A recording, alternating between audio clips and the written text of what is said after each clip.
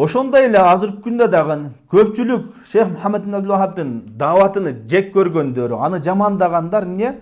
Китептерин окушпайт, такыр. Эч бир китебин окубай эле өздөрүнүн суфи жана акыйдасы бузулган, шия ошол сыяктуу алымдары жамандап койгон сөзүнүн негизинде эле жек көрүп, жаман көрүп жүрө берет. Ошондой эле Шейх Ислам Ибн Таймия рахмаулла, Ибн Кайым рахмаулла ошолордун китептерин дагы окушпайт. Жөн эле бирөөлөр жамандап койсо, жамандуу кылып койсо, ошонун негизинде жек көрүп, жаман көрүп жүрө беришет да. Адилеттүү, инсаптуу адам өзүнүн китептеринен, өзүнүн сөздөрүнөн көрүш керек да. Мунун өздөрүнүн китептеринен карасаң, бир дагы эме таппайсың.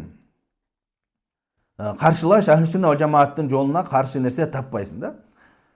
Ошон үчүн адилеттүүлүк керек. Чынында Абу Бакр Исмаил ас-Сабуни айтат, Ахли Сунна вал Жамаатка илгертен Ахли Биданын адашкан жолдордун башчылары ушундай жаман аттарды коюп келет, элдерди качырыш үчүн. Мисалы үчүн элдерге азыр айтсаң, бул Ахли Сунна селефилер жалгыз Аллахка сыйынгыла деп айтат.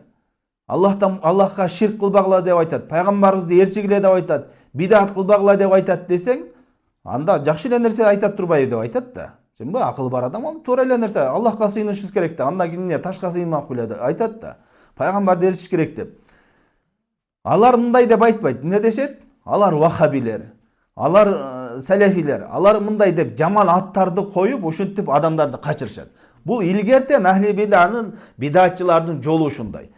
Ахли Суннага мужассима, ушул сыяктуу ар кандай аттар жада калса, пайгамбар саллаллаху алейхи вассаламды Мухаммад эмес, мушриктер Музаммам деп айтышкан. Аны пайгамбарыбызды жинди деп айтышкан, ырчы деп айтышкан, сыйкырчы деп айтышкан, ар кандай жаман аттарды койгон.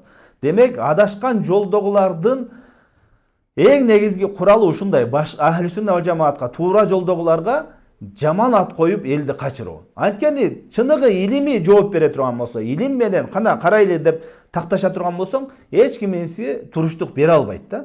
Ошон үчүн ошого жеткирбестен туруп алдын ала тосуш керек, ошол жолун тосуш керек. Жеткире койбостон.